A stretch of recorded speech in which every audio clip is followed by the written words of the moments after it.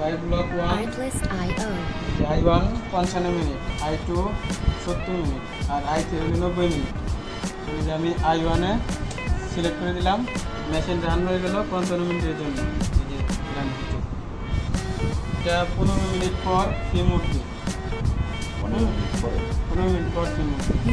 আর এটা হলো ইমার্জেন্সি কোনো কারণে আমার মেশিন অফ করা লাগে, এটা পুশ করে দিলে অফ হয়ে যাবে।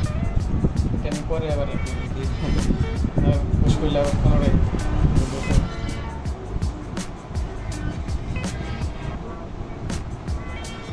অন তো হয়ে গেছে, মেশিন রান হয়ে গেছে। এটা উঠতে 15 মিনিট টাইম লাগবে। ফিমটা উঠতে এখানে ফিম উঠবে, ওইটা উঠতে আমার 15 মিনিট সময় লাগবে। 15 মিনিট পর অন করার পর 15 মিনিট ওয়েট করতে হবে, তো 15 মিনিট পর থেকে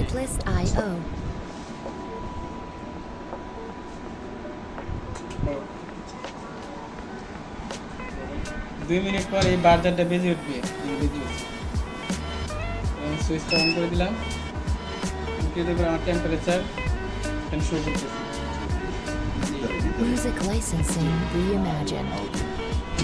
ভিতরে টেম্পারেচার 34 মানে আউটে দেখাচ্ছে।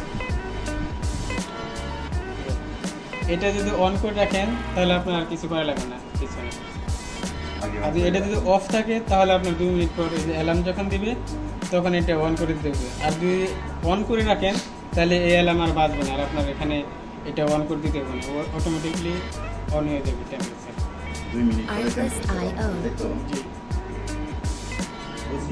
2 মিনিট পর আমার এই বাজারটা বেজে উঠবে যদি আমার এই সুইচটা অফ থাকে, তাহলে এই সুইচটা আমার বাজার বেজে ওঠার পর অন করে দিতে হবে। আর যদি এটা অন অবস্থায় থাকে তাহলে এই বাজারটা বেজে উঠবে না, ও সরাসরি এই টেম্পারেচারে কানেকশন দেবে।